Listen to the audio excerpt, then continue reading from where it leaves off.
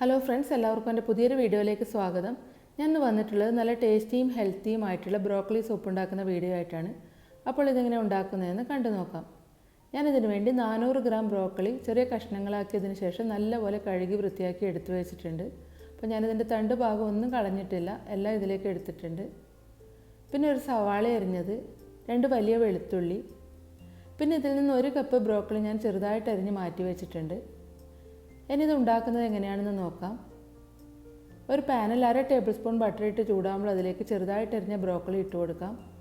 ഇതിലേക്ക് 1 നുള്ളു ഉപ്പ് കൂടി ചേർത്ത് കൊടുക്കുന്നുണ്ട്. ഇനി ഇതൊരു 3-4 മിനിറ്റ് നല്ലപോലെ ഒന്ന് വഴറ്റിയെടുക്കാം. ബ്രോക്കലി ഇതുപോലെ ബട്ടറിലൊക്കെ ഇട്ട് നന്നായിട്ട് വഴറ്റിയെടുത്ത് സൂപ്പിലേക്ക് ചേർത്ത് കൊടുത്താൽ അത് കഴിക്കുന്ന സമയത്ത് ഇതിന് നല്ലൊരു ടേസ്റ്റ് ആയിരിക്കും. ഇതിപ്പോൾ നല്ല പാകത്തിന് വെന്ത് വന്നിട്ടുണ്ട്. ഇനി ഇത് വേറൊരു പാത്രത്തിലേക്ക് കോരി വെക്കാം. ഇനി ഇതേ പാനിലേക്ക് 1/2 ടേബിൾ സ്പൂൺ ബട്ടർ കൂടി ഇട്ട് കൊടുക്കുന്നുണ്ട്. അതിലേക്ക് അരിഞ്ഞു വെച്ചിരിക്കുന്ന സവാളയും വെളുത്തുള്ളിയും ഇട്ട് ഒരു 2 മിനിറ്റ് ഒന്ന് വഴറ്റിയെടുക്കാം. സവാള ഇപ്പോൾ ചെറുതായിട്ട് വഴന്നു വന്നിട്ടുണ്ട്. ഇനി ഇതിലേക്ക് കട്ട് ചെയ്ത് വെച്ചിരിക്കുന്ന ബ്രോക്കലിയും ആവശ്യത്തിനുള്ള ഉപ്പും കൂടി ചേർത്ത് നന്നായിട്ടൊന്ന് മിക്സ് ചെയ്ത് കൊടുക്കാം. ഇനി ഇതിലേക്ക് ഒരു 4 കപ്പ് വെള്ളവും കൂടി ഒഴിച്ച് അടച്ചു വെച്ച് കുക്ക് ചെയ്യാം. ഇപ്പോൾ ഒരു 12 മിനിറ്റ് കഴിഞ്ഞിട്ടുണ്ട്. ഇത് നല്ലപോലെ തിളച്ച് ബ്രോക്കളിയൊക്കെ നല്ല പാകത്തിന് വെന്ത് വന്നിട്ടുണ്ട്. ഇനി ഇത് അടുപ്പത്ത് നിന്ന് മാറ്റി തണുക്കാൻ വെക്കാം. ഈ സമയം ഇതിലേക്ക് വേണ്ട വൈറ്റ് സോസ് ഒന്ന് റെഡിയാക്കി എടുക്കാം. ഒരു പാത്രത്തിലേക്ക് 2 ടേബിൾ സ്പൂൺ കോൺഫ്ലോർ ഇട്ട് കൊടുക്കുന്നുണ്ട്. അതിലേക്ക് 1.5 കപ്പ് പാല് കൂടി ഒഴിച്ച് കട്ടയൊന്നുമില്ലാതെ നല്ലപോലെ ഒന്ന് കലക്കിയെടുക്കാം. പിന്നെ ഇതിലേക്ക് ഒരു 1/2 ടേബിൾ സ്പൂൺ ബട്ടർ കൂടി ചേർത്ത് നന്നായിട്ട് തിളപ്പിച്ചൊന്ന് കുറുക്കിയെടുക്കാം. പിന്നെ നമ്മൾ ഇതുപോലെ ആദ്യമേ വൈറ്റ് സോസ് റെഡിയാക്കി വെക്കണമെന്നൊന്നുമില്ല. സാധാരണ സൂപ്പിലൊക്കെ ചെയ്യുന്നത് പോലെ പാലിൽ കുറച്ച് കോൺഫ്ലോർ കലക്കിയിട്ട് അതിലേക്ക് ഡയറക്റ്റ് ഒഴിച്ചു കൊടുത്ത് കുറുക്കിയെടുത്താലും മതിയാവും. അപ്പോൾ ഞാനിത് കുറച്ച് എളുപ്പത്തിന് വേണ്ടിയിട്ടാണ് ഇങ്ങനെ ആദ്യമേ റെഡിയാക്കി വെക്കുന്നത്. അതുപോലെ തന്നെ വൈറ്റ് സോസിന് പകരമായിട്ട് ഫ്രഷ് ക്രീം ആയാലും ചേർത്താൽ മതി.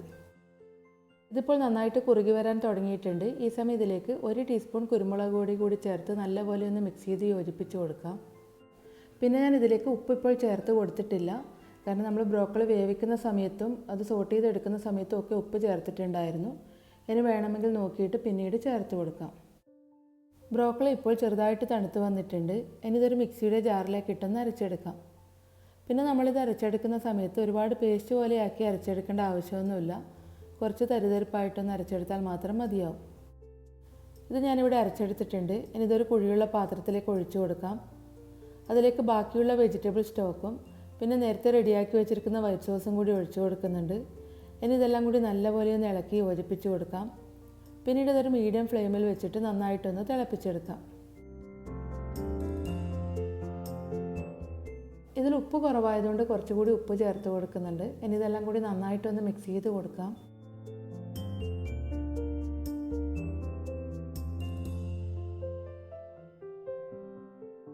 സൂപ്പ് ഇപ്പോൾ നല്ലപോലെ തിളച്ച് നന്നായിട്ട് കുറുകി വരാൻ തുടങ്ങിയിട്ടുണ്ട്.